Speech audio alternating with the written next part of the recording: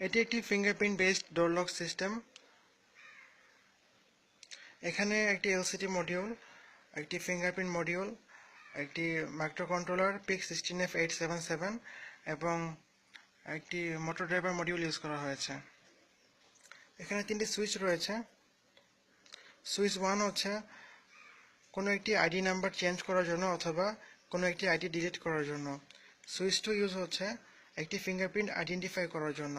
Switch 3 use হচ্ছে নতুন একটি ফিঙ্গারপ্রিন্ট অ্যাড করার জন্য। এখন আমি আমার ফিঙ্গারপ্রিন্ট অ্যাড করার জন্য আমি অ্যাড বাটনে প্রেস করছি।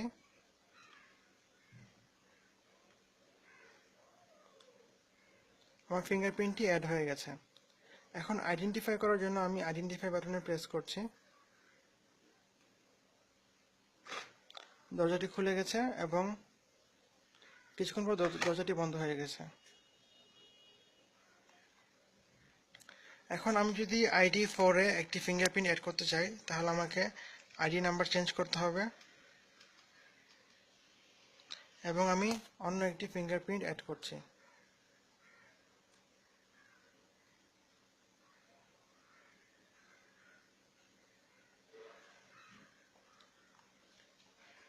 আর আমি যদি এই আইডিটি ডিলিট করতে চাই তাহলে আমাকে সুইচ 1-এ লং প্রেস করতে হবে।